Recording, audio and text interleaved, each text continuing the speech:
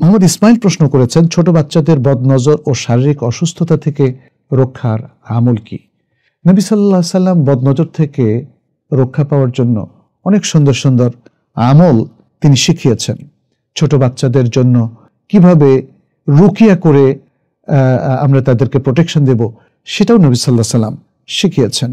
ইমাম বুখারী ইবনে আব্বাস রাদিয়াল্লাহু তাআলা আনহুমা থেকে বর্ণনা করছেন, ইবনে আব্বাস রাদিয়াল্লাহু তাআলা আনহুমা বলেন যে নবী সাল্লাল্লাহু আলাইহি ওয়াসাল্লাম হাসান এবং হুসাইন রাদিয়াল্লাহু তাআলা আনহুমা, তার দুই প্রিয় দৌহিত্র, তাদেরকে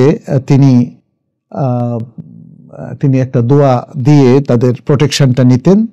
এটাকে এভাবে বলেছেন, ইউআউযু আল হাসান আল হুসাইন ওয়া ইয়াকুল, তিনি বলতেন তোমাদের বাবা, তোমাদের দুজনের বাবা বলতে তিনি ইব্রাহিম আলাইহিস সালামের কথা বুঝিয়েছেন, যে ইব্রাহিম আলাইহিস সালাম তার দুই পুত্র ইসমাইল এবং ইসহাককে এভাবেই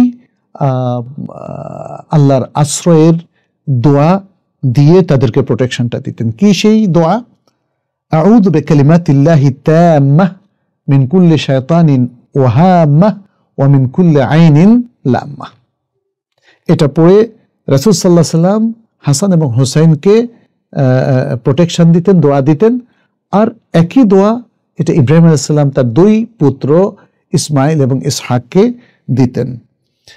এর অর্থ কি? অর্থ হলো আল্লাহর পরিপূর্ণ বাণীসমূহের আশ্রয় নিচ্ছি প্রত্যেক শয়তান থেকে এবং প্রত্যেক বিষধর প্রাণী থেকে এবং প্রত্যেক ওই চক্ষু থেকে যে চক্ষু বদনজর দেয়।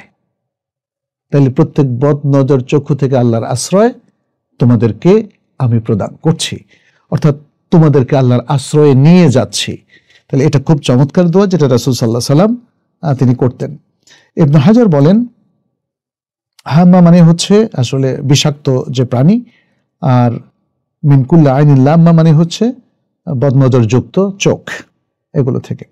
এখন আমরা দেখি যে নবী সাল্লাল্লাহু আলাইহি সাল্লামের চর্চার মধ্যে আরো বেশ কয়েক ধরনের রুকিয়া আছে।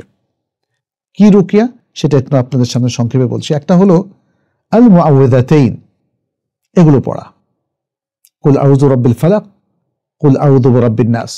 এই দুটো সূরাকে আল মুআউযিযাতাইন বলা হয়, কারণ এগুলো আউযু দিয়ে শুরু হয়েছে এবং এগুলো পাঠ করে আল্লাহর আশ্রয় নেওয়া হয়। দ্বিতীয় হচ্ছে এই দুটো সূরা পাঠ করে বা পাঠ করার সময় শরীর মোছা, হাতের মধ্যে পাঠ করে শরীর মোছা।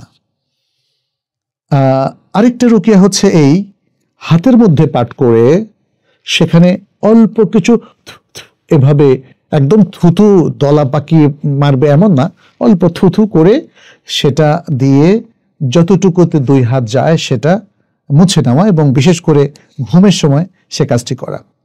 অথবা আরেকটা রুকিয়া হতে পারে এই দুটো সূরা পড়ে পানির মধ্যে ফুঁ দেওয়া এবং সে পানি খাওয়া, এবং এই দুটো সূরা পানির মধ্যে পড়ে সে পানি শরীরে মাখা অথবা সে পানি দিয়ে গোসল করা। এগুলো নবী সাল্লাল্লাহু আলাইহি সাল্লাম থেকে সাব্যস্ত হয়েছে। যেমন আবু সাঈদ খুদরি রাদিয়াল্লাহু তাআলা আনহু তিনি বলেন, কানা রাসূলুল্লাহ সাল্লাল্লাহু আলাইহি সাল্লাম ইয়াতাআওয়াযু মিনাল জান্নি ওয়া আইনিল ইনসানি হাত্তা নাযালাতিল মুআউযিযাতান। নবী সাল্লাল্লাহু আলাইহি সাল্লাম জিন এবং মানুষের এই বদচক্ষু থেকে আল্লাহর কাছে আশ্রয় নিতেন। এরপর যখন আল মুআউযিযাতান দুটো সূরা নাজিল হলো, তখন কি করলেন তিনি? ফালাম্মা নাযালাতা আখাযা বিহিমা ওয়া তারাকা মা সিওয়াহুমা, তখন তিনি এই দুটো সূরা গ্রহণ করলেন এবং এগুলো দিয়ে নানা ধরনের আমল তিনি করলেন, যেটা অন্যান্য riwayat দ্বারা বোঝা যায়, এবং অন্য আমলটা তিনি তরক করলেন। আগে যে আমলটা করতেন সেটা তরক করলেন। শেখ আলবানী সহিহ আত-তিরমিজির মধ্যে হাদিসটাকে সহিহ বলেছেন। এখানে আমরা যেটা বললাম যে নবী সাল্লাল্লাহু আলাইহি সাল্লাম এই দুটো সূরা হাতের মধ্যে পড়ে একটু থ্রু থ্রু করে যে তিনি ঘুমের আগে মুছতেন, সেটাও কিন্তু হাদিস দ্বারা সাব্যস্ত হয়েছে। আয়েশা রাদিয়াল্লাহু তাআলা আনহা থেকে বর্ণিত, তিনি বলেন রাসূল সাল্লাল্লাহু আলাইহি সাল্লাম যখন বিছানার আশ্রয় নিতেন, বিছানায় যেতেন, নাফাসা ফি কাফাইহি বিকুল হুয়াল্লাহু আহাদ, তিনি তার দুই কাফ, এই দুই হাতের মধ্যে তিনি প্রথমে কুল হুয়াল্লাহ পড়তেন, তারপরে অবিল মুআউযিযাতাইন এবং অবিল মুআউযিযাতাইন জামিআন কুল আউযু বিরাব্বিল ফালাক, কুল আউযু বিরাব্বিন নাস, এই দুটো পড়তেন। তুম্মা ইয়ামসাহু বিহিমা ওয়াজহাহু, এরপর এই দুই কাফ দিয়ে তিনি প্রথমে তার মুখমণ্ডল মাসে করতেন। ওয়ামা বালাগাত ইয়াদাহু মিন জাসাদিহি, এবং তার এই দুই হাত পরবর্তীতে শরীরের যত জায়গায় যায়, হ্যাঁ, তিনি তত জায়গায় মাসে করতেন। ক্বালাত আয়েশা, আয়েশা বললেন, ফালাম্মা ইশতাকা কানা ইয়া'মুরুনি আন আফআলা যালিকা বিহি, যখন তিনি নিজে অসুস্থ হয়ে গেলেন তখন তিনি আমাকে নির্দেশ দিলেন আমিও যেন এভাবে করে তার হাত মুছে দেই। তাহলে বোঝা গেল যে এর মধ্যে অনেকগুলো দলিল, এটা সহিহ বুখারীর হাদিস। আর এছাড়াও আছে সকাল সন্ধ্যার যে আদকারগুলো আছে, আমাদের সন্তানদেরকে সেগুলো মুখস্থ করিয়ে দেওয়া, নিজেরাও পড়ে আল্লাহর কাছে প্রোটেকশন নেওয়া।